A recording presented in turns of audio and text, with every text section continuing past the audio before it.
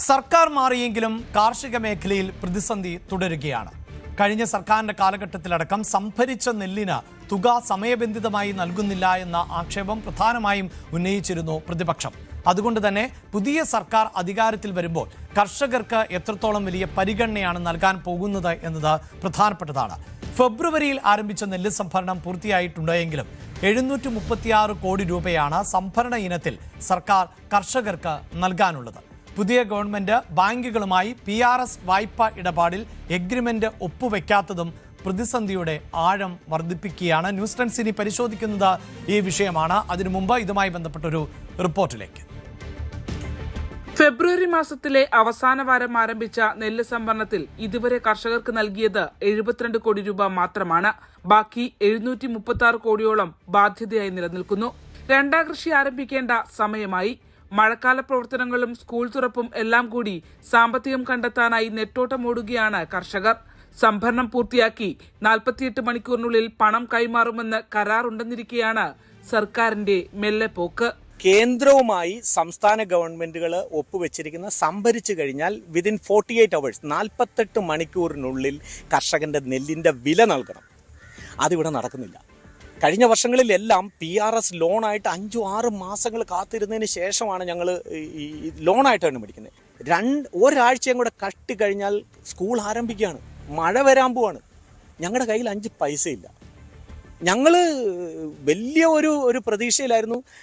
പുതിയ ഭരണം വന്നു എന്നിരുന്നാൽ പോലും നെൽകർഷകന്റെ വില നൽകണ്ടേ? നമ്മൾ കഴിക്കുന്ന ആ ചോറ് ഉണ്ടാക്കിക്കൊണ്ടുവന്ന കർഷകന്റെ വില നൽകണ്ടേ? ഇനി ഞങ്ങൾ ആരോട് പറയും?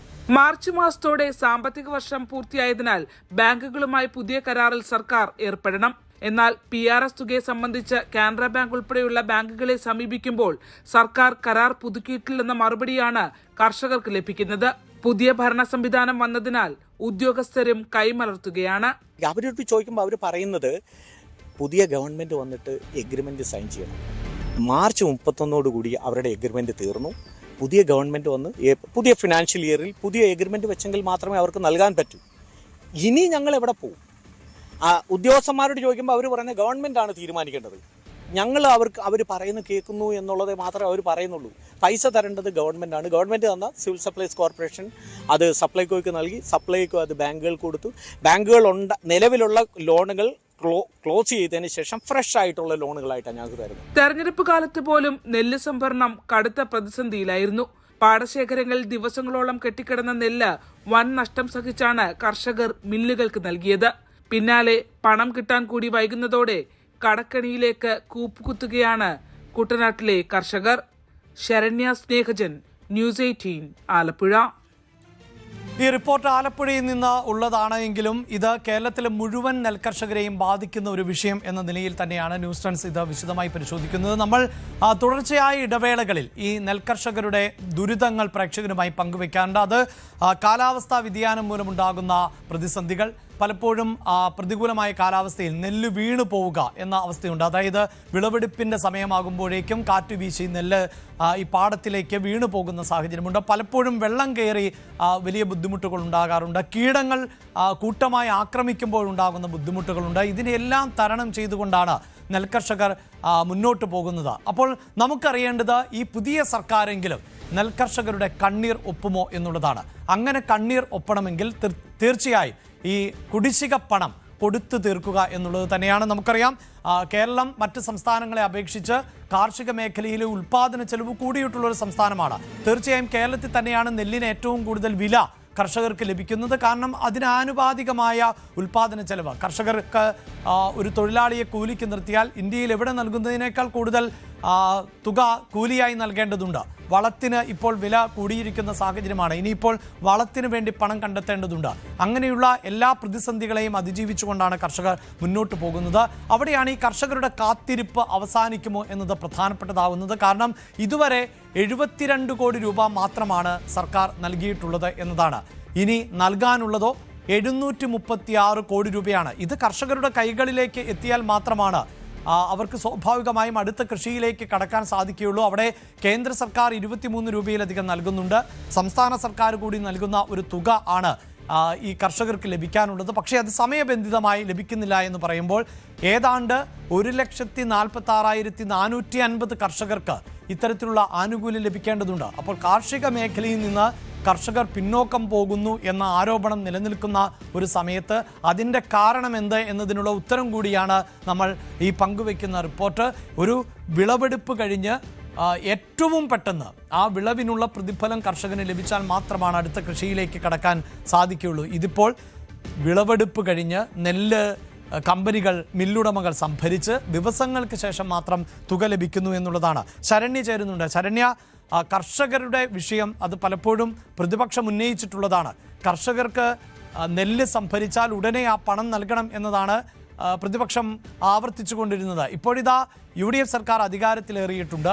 UDF സർക്കാരിൻ്റെ ഒരു അടിയന്തര ശ്രദ്ധ ഈ വിഷയത്തിൽ വന്നിട്ടുണ്ടോ? എന്താണ് മനസ്സിലാക്കാൻ സാധിക്കുന്നത്?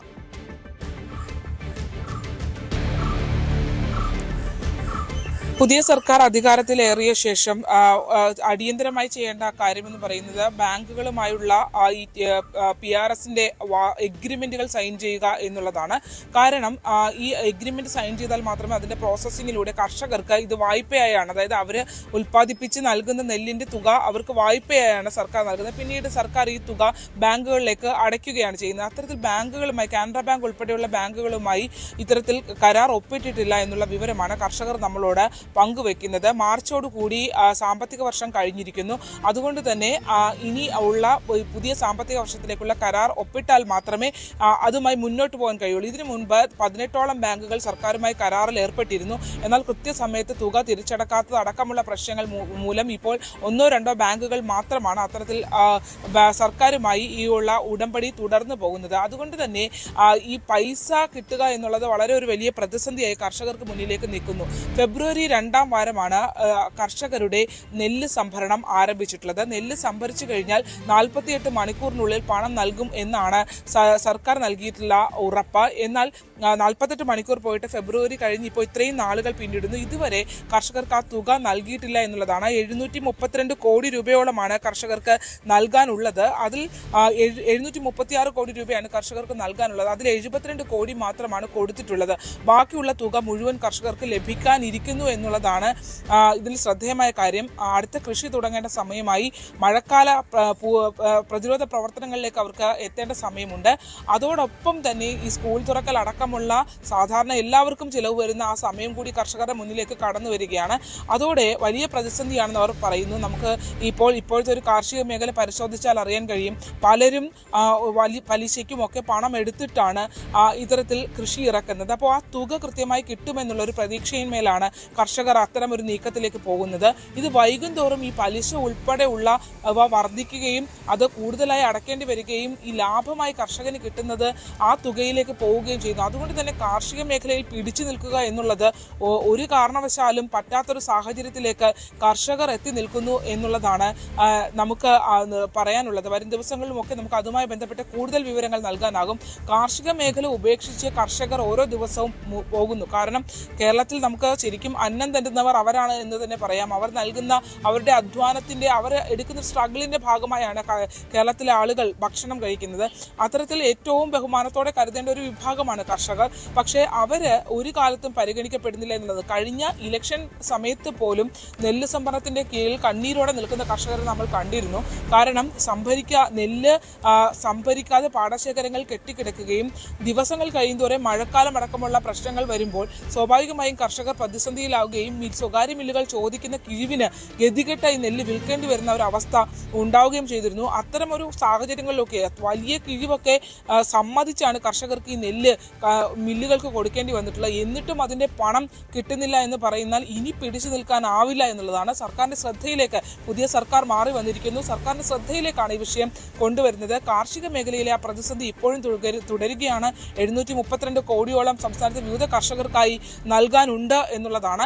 അതിൽ തന്നെ ഈ വായ്പ PRS-വുമായി ബന്ധപ്പെട്ടിട്ടുള്ള വായ്പ ഇടപാടുകൾ എത്രയും പെട്ടെന്ന് സർക്കാർ പൂർത്തീകരിക്കണം. കാരണം ഉദ്യോഗസ്ഥരോട് ചോദിക്കുമ്പോൾ സർക്കാർ തലത്തിലുള്ള കാര്യങ്ങളാണ് അതെന്ന് പറഞ്ഞ് അവർ കൈയൊഴിയുകയാണ്. മറിച്ച് എത്രയും പെട്ടെന്ന് ഈ വായ്പയുമായി ബന്ധപ്പെട്ടുള്ള കരാറുകൾ ഉൾപ്പെടെ പുതുക്കി കർഷകർക്ക് പണം നൽകാനുള്ള സാഹചര്യം ഒരുക്കണം എന്നുള്ളതാണ് നമ്മൾ ചൂണ്ടിക്കാട്ടുന്നത്. ഒരു പുതിയതായൊരു സർക്കാർ അധികാരത്തിലെത്തിയതേ ഉള്ളൂ, അവരെ മറ്റൊരു തരത്തിലേക്ക് കുറ്റപ്പെടുത്തുകയല്ല, മറിച്ച് ഇത്തരം ഗുരുതരമായൊരു വിഷയമുണ്ട് എന്ന് നമ്മൾ ശ്രദ്ധയിൽപ്പെടുത്തുകയാണ്. അഭിലാഷ്. യെസ്, ശരണ്യ സൂചിപ്പിക്കുന്നത് പോലെ പുതിയ സർക്കാർ അധികാരത്തിലേക്ക് എത്തിയിട്ടേയുള്ളൂ. അടിയന്തിരമായി ചെയ്യേണ്ട പല വിഷയങ്ങളുണ്ട്. പ്രത്യേകിച്ച് മഴക്കാലം ആണ്. കർഷകരെ സംബന്ധിച്ച് ഒന്ന്, കർഷകരുടെ എണ്ണം കേരളത്തിൽ വലിയ തോതിൽ കുറഞ്ഞു വരുന്നു. നമ്മുടെ പല നെൽവയലുകളും ഇപ്പോൾ തരിശായി കിടക്കുന്നു. സാമ്പത്തികമായി അത് വലിയ ലാഭകരമല്ല കൃഷി എന്ന നിലയിലേക്ക് എത്തുന്നു. അവിടെയാണ് സർക്കാർ താങ്ങുവില നിശ്ചയിച്ചിട്ടുള്ളത്, കേന്ദ്ര സർക്കാർ അടക്കം. അപ്പോൾ കേന്ദ്ര സർക്കാരിൽ നിന്ന് ഒരു നിശ്ചിത തുക 1 കിലോ നെല്ലിന് കർഷകർക്ക് ലഭിക്കും. ഒപ്പം സംസ്ഥാന സർക്കാരും തുക കണ്ടെത്തി അങ്ങനെയാണ് കർഷകരെ സംരക്ഷിച്ചു വരുന്നത്. പക്ഷേ ഈ തുക എപ്പോഴെങ്കിലും ലഭിച്ചാൽ പോരാ. കർഷകർക്ക് അവരുടെ വിളവെടുപ്പ് കഴിഞ്ഞ് നെല്ല് സംഭരിച്ച് ഉടനെ ആ തുക കിട്ടേണ്ടതുണ്ട്. അടുത്ത കൃഷിക്ക് തയ്യാറാകണമെങ്കിൽ ഈ പണം അവർക്ക് അനിവാര്യമാണ് എന്നുള്ളതാണ്. അതിന് ചില സാങ്കേതികത്വം പറഞ്ഞുകൊണ്ട് വൈകിപ്പിക്കുമ്പോൾ നമ്മുടെ കാർഷിക മേഖല, പ്രത്യേകിച്ച് നെൽകർഷകർ വലിയ പ്രതിസന്ധിയിലേക്ക് കടന്നു പോകേണ്ടതായി വരും. അതാണ് ന്യൂസ് ടൈംസ് ഇപ്പോൾ സൂചിപ്പിക്കുന്നത്. ഇത് ആലപ്പുഴയിൽ നിന്നാണ് ഈ റിപ്പോർട്ട് എങ്കിൽ പോലും കേരളത്തിലുടനീളമുള്ള കർഷകർ നേരിടുന്ന പ്രതിസന്ധി കൂടി ആണ്. കൂടുതൽ വാർത്തകൾക്ക് news 18 Keralam YouTube channel subscribe ചെയ്യുക.